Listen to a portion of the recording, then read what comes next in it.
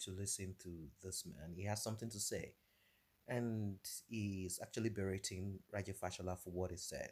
I think he spoke too soon, and he's probably speaking in support of Buhari because he was giving a second ministerial. No, I think he shed off some portfolios and it was retained. So probably he felt that he has to be kind of he has to support the president and be partisan. He said something that I think is not supposed to be said. He claimed that the roads are not that bad, and that's not supposed to be said by someone, a senior advocate of Nigeria, and someone that has gone abroad and knows how things are done. I don't know why these guys, they oftentimes open their mouth. They know what they are saying anyway. They just want to sound stupid so as to support a mediocre that is at the ends of affair. That is the president. What a shame where you find people that are supposed to be intelligent, yet they are not intelligent enough. They allow someone else that is not even as quarter intelligent as they themselves. They allow that person to be the king and the queen. Let's quickly listen to what this man has to say. Assalamu alaikum, fellow Nigerians. I bring you greeting from Almighty Allah.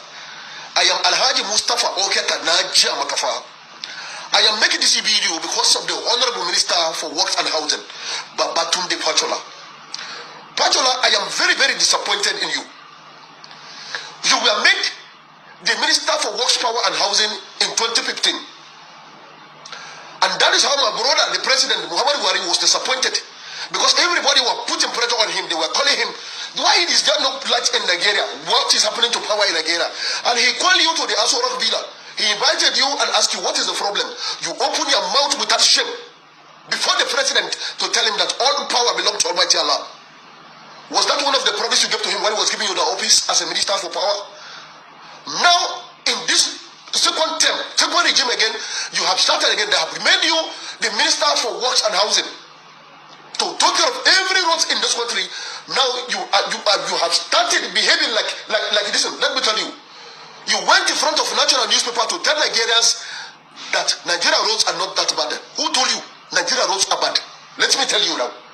If you don't know as a Minister for Works and Housing, let me tell you, Alhaji Mustafa, let me tell you now, I will not take it from you. You cannot bring a bad name to this government. So, welcome back.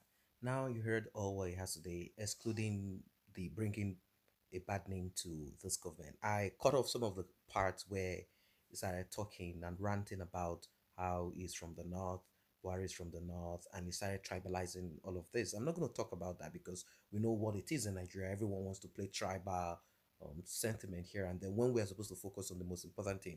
At the end of the day, one would ask if it is not better for us to break away from Nigeria and break into whatever pieces that we want to break into, because a lot of people just don't want to agree. And the reason why this is so is because people don't want to do the right thing. They just want to be totally, absolutely corrupt. They want to, be just, they just want to show that lackadaisical attitudes to what is supposed to be done properly. Anyway, let us look into what this man has just said, and that is the Minister of Works, Raja Fashola. He was the same Minister of Power, and power became dark. I mean, darkness. He was Minister of Darkness rather than Minister of Power. And I try to look a little bit more deeper rather than being myopic about this. I realized that he has a lot of challenges also. He does not have the free hand into running this show and making sure that power is available. Now, one would ask, what does it take for Raji Fashola to actually do what he said he can do? First, Raji Fashola need people that are vast, I mean, professionals in the field of generating electricity.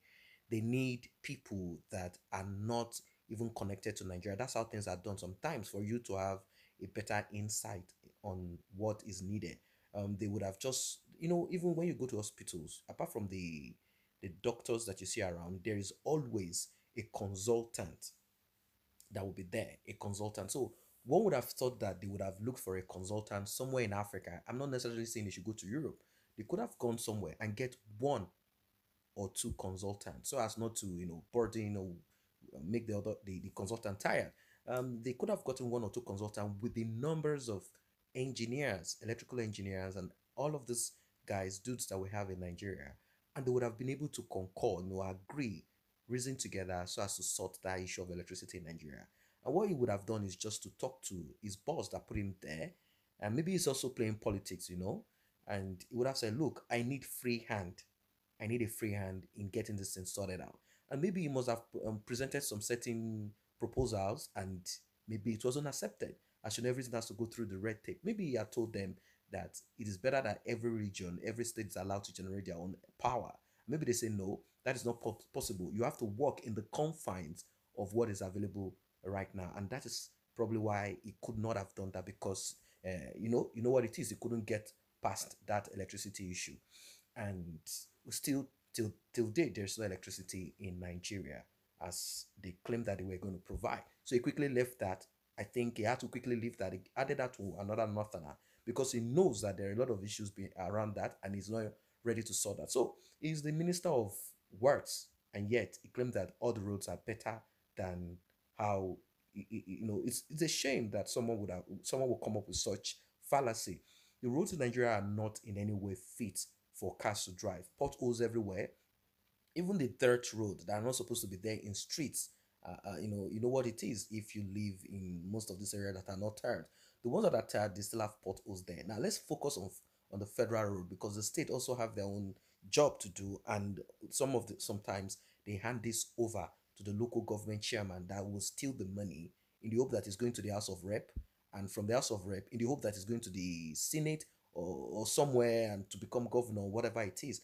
All of these people are corrupt. Raji Fashola, the only thing he can think of is to bring up how to generate more money for the federal government by making sure that they implement this toll gates that they are coming up with.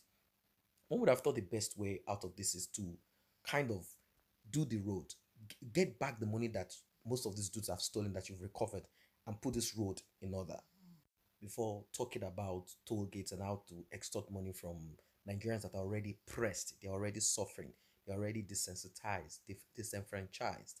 So, guys, it's a sad one. But this guy he has said, because I like to pick up one or two things rather than just being partisan or tribal in certain things. Fashola said the wrong thing.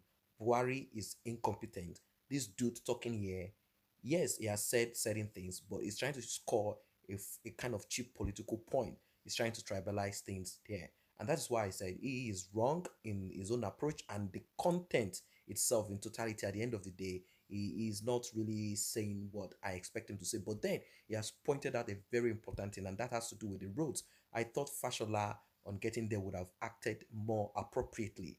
But unfortunately, all it does is to say power generating is not rocket science. It's just a generator, bigger generator, and it will generate electricity, blah, blah, blah, blah, blah.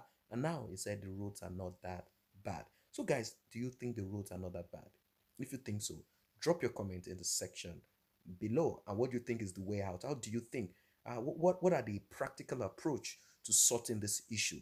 For me, the practical approach is shut down corruption, transparency, and also punitive measures should be given and handed out without any sentiment, religious sentiment, ethnic, tribal, any of those things. Punitive measures, punishment should be given out to people that disobey or would rather want to steal money.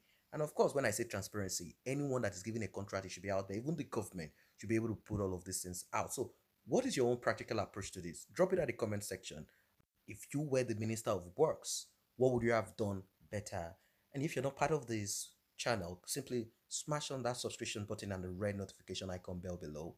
Is very important so you'll be notified whenever videos such as this are uploaded. Thanks for being part of this channel.